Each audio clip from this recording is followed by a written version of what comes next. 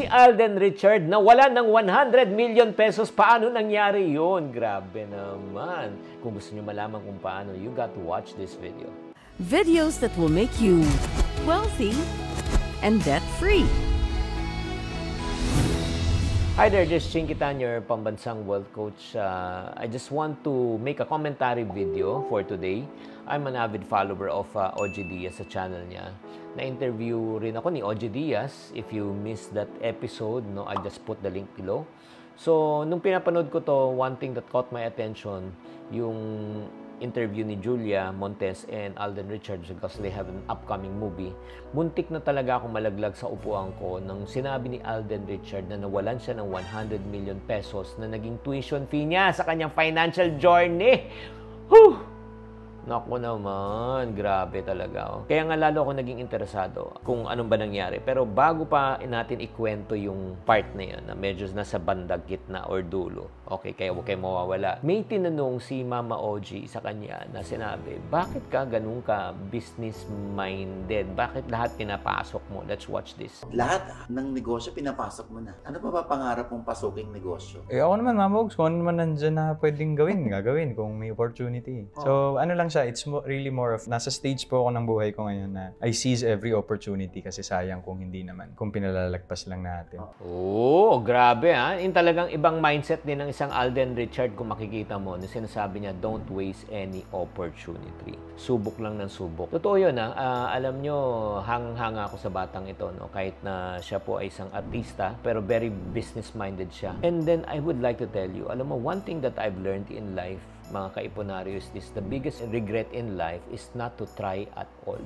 Diba? O not trying at all. Parang, ang nangyayari niyan yun nga, ikaw ba may pinagsisihan ka na ba dati na sinabi mo, sana ginawa ko to, sana niligawan ko siya, sana ganito. Parati tayo nabubuhay sana eh. Alam mo ba na regretting what you didn't do, mas masakit pa kung ikaw ay nabigo. Kasi hindi mo malaman eh. Diba? Sa totoo lang, kung mag-work siya o hindi, until such time, sinubukan mo. Pero ito lang, para sa mga taong natatakot po. Subok lang, trying leads to learning, and learning leads to growth. Trying is the first step towards achieving your dream. Subok lang ng subok. Lalo na, kunyari, ikaw nga, sumusubok ka nga ng kape, sumusubok ka nga ng milk tea, sumusubok ka ng samyup. Ba't di ka sumubok na magnegosyo? Ba't ka hindi sumubok? No, kahit na maliit na pera lang, di ba? 1,000, di ba? Pesos, invest ka sa negosyo, 2,000. Maliliit lang. Alam mo, life's greatest moment comes from taking chances. Kaya wag kayong matakot na sumubok. Every effort, no matter how small it may be, is a victory. Oo, kahit na mag-fail ka, is a victory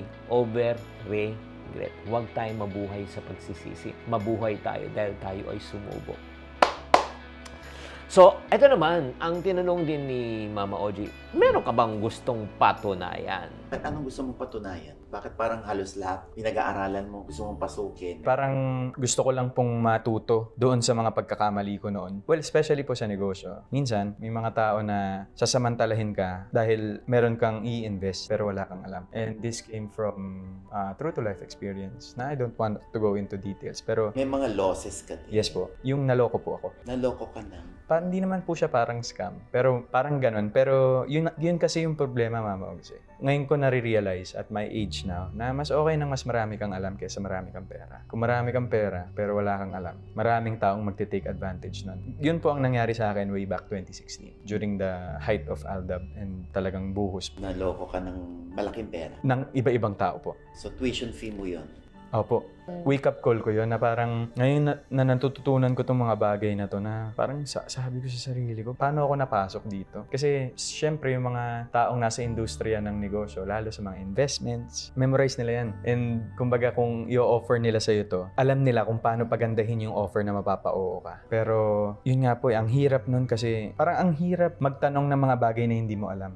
Tapos yung iba magtatanong sa akin, bakit ngayon ka nagtatanong? Sabi ko kasi po dati, hindi ko po alam kung anong itatanong. So, paano po ako magtatanong? Pasok ka lang ng pasok. Pasok lang ako ng pasok. Grabe naman talaga. Oh. Ay, nako, ang laman-laman na itong usapan na ito. Ha? Pero one thing that really caught my attention was yung statement, mas maganda, na sinabi ni Alden kanina, mas maganda na mas maraming kang alam kesa marami kang pera. Totoo yun. Grabe ito lang ang mga friendship. Let me tell you this, no? I always, in my session, in my seminars, if you're following me in this channel, sinasabi ko parati na ang problema talaga hindi talaga yung pera pag nag-uumpisa ka eh. Ang problema kung wala kang alam. Bakit? Kahit ang dami mong pera, which happened to Alden, ang dami niyang pera, pero wala siyang masyadong alam. So ano nangyari? Imbis na kumita, nalugi pa. Pero kahit wala kang kapera-pera, pero marami kang alam, magkakapera ka muli. To prove my point, if you give ₱1,000,000 to a person na walang kaalam, ubos yan. Pero if you take away the money of a billionaire, di ba lahat ng pera niya, tanggalin mo sila Henry C. Lucio Tan, Gokong Wei, Ayalas, di ba? Manny Pangilinan, tanggalin mo lahat ng pera nila. Pag binaligan mo sila after a year, may pera na muli. Kaya nga, I just want to encourage all of you who's watching this channel right now, learn from, yun nga, ito na, si Alden na mismo nagsasabi, mas maganda na marami kang alam kesa marami kang pera. Kaya nga, pag-aralan nyo to. That's the first point. Yung second point, nung sinabi niya na talagang caught my attention was this, ang hirap magtanong pag di mo alam. Di niya alam kung ano yung tatanong niya. Totoo yan eh. Kasi kung wala kang premise, wala kang input, wala kang output. Grabe talaga, no? I want to encourage you na magbasa, mag-aral, manood ng video na ganito, maghanap ng courses or community, do everything possible for you to be financially educated. And some people will always complain about the high cost of education and learning. Allow me to reason with you about the high cost of ignorance. The reason why most people remain poor, it's not because of the lack of opportunity, it's not the lack of money, it's the lack of knowledge and ideas. Kaya nga, ito yung yan na yung reality. Pero yun nga, nung tinanong nga naman ni Mama Oji, ito na yung maririnig niyong kataga. Magkano ang nawala sa kanya? O, ito na. Kung kukwentahin mo yung mga losses, magkano yun? May 100 million? Low banker. More or less po siguro. Sa span of 2016 to 2023. Mga 100 million? More or less po, yes. Oh my God. Hindi man po siya losses, but the return ang babagal po wherein yung mga ibang investments na kaya yun mabawi ng hindi ganun katagal. Pero yun nga po, kung hindi ko kasi siya nadaanan, parang sa mga matatanda, di ba Mama Ogs, parang andaling magpayo sa mga matatanda na they teach us lessons na ganito yan. Pero ang perception ko po dun ngayon is that's more of a caution. Parang mag-ingat ka kasi ito, nako, ako nung ganyan. Di ba mahilig sila sa ganun, kinikwento yung past experiences. But hindi mo talaga matututunan yung isang bagay kung hindi mo siya pagdadaanan. Ay, grabe naman talaga, no? Painful yan, painful. Well, ito lang, two school of thoughts to, You are right, and meron ding isang school of thought. Let me explain these two school of thoughts. Number one, school of thought, yung experience is the best teacher. Na sinasabi nga ni kanina ni Alden, hindi mo matututunan to until such time na pagdaanan mo to. That's number one. I agree. Pero meron ding second school of thought that we as Iponarios might want to entertain. Learning from other people's mistakes and experiences is the best teacher. Matuto ka sa pagkakamali at karanasan ng ibang tao. Yan ang pinakamagaling na guro. Kaya kung kayo ang pagpipiliin ko, kayo nakikinig at nanonood right now sa channel na ito, ano sa palagay niyo mas maganda? Matuto sa sariling pagkakamali o matuto sa pagkakamali ng iba? Matuto sa karanasan mo o matuto sa karanasan ng iba? Pakitype lang sa comment section. Personal ako ng personal, I would choose number 2 scenario. Bakit po? Hindi po lahat ng tao ay may extraordinary income and opportunity just like Alden. Si Alden, pag nawalan ng pera, pwede siya mabiling makabawi. Bakit po? Marami siyang opportunities. Pero para sa mga normal na tao na iisa lang ang income opportunity o dalawa, ang hirap niyan. Ang hirap niyan. Imagine mo, OFW ka, lahat ng pinagpagura mo ng 30 years, di ba, na-invest mo, na-scam ka, ang hirap makabangon yan. Maniwala ka, may hirap makabangon.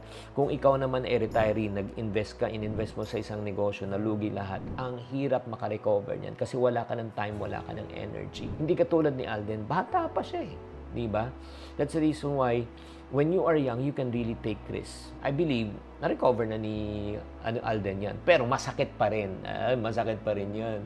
100 million. Some of us cannot even earn that in our lifetime. Do you agree? Kaya nga, right now, I want you, hindi tayo nakikichika at nakikiola lang kay OG. Dahil nga, ayun nga, kwento ni Alden. No.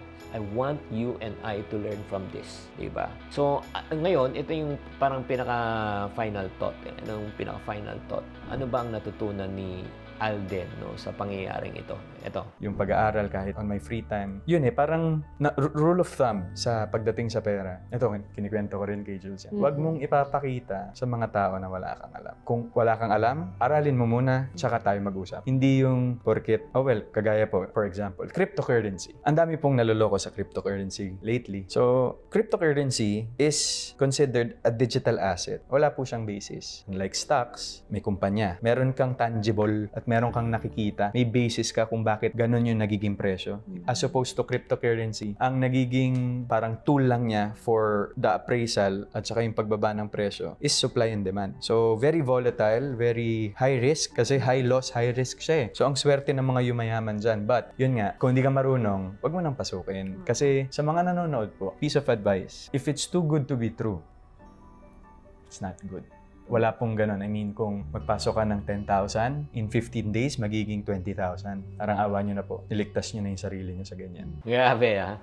Speaking like a financial expert right now, no, talagang malasabi ko na talagang medyo lumalim na ang kanyang kaalaman, lumalim na po yung kanyang karunungan pagdating po sa kaperahan. Makikita mo, ramdam na mo na naintindihan niya ibig sabihin na number 1, cryptocurrency, na ipaliwanag niya na mabuti. Number 2, nasabi rin niya yung point na kung hindi mo alam, yun yung sinabi niya, kung hindi mo alam, wag mo pasukan, which you always hear from me. And then, if it's too good to be true, it's not true, diba? Imagine, 10,000, magiging 100,000. Ay, grabe naman talaga, mga friendship. Kaya nga, ito lang super ganda itong episode na ito.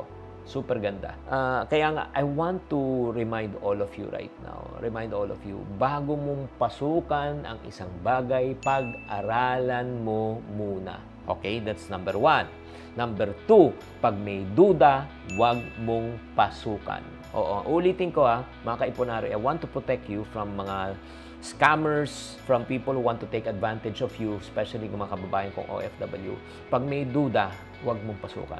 They will feed on your FOMO, fear of missing out. They will pressure you. Tignan mo, kumikita na, wala na kayo, may iiwanan na kayo. Nako. It pains me really to see people losing money. Kaya nga, alam nyo ayaw kong mangyari to sa inyo, 100 million pesos. It's not worth it. Well, anyway, marami pa tayong pwedeng pag-usapan sa video na ito. Pansamantala, I'm gonna make betting on this video. Paki-type na lang po sa comment section on what you have learned. Actually, mahaba-haba itong interview na ito. Over 25 minutes po to. And if you want to watch the entire video, please go to the channel of Mama Oji para panoorin nyo. At para sa mga taong talagang gustong maprotektahan ng inyong sarili, please subscribe to this channel and then share this video. Share this video with your friends para maiwasan naman nila ang maubos at mawala ang kanilang pinaghirapang pera. Tatandaan, tamang karunungan, tamang disiplina po ang susi sa pagyaman.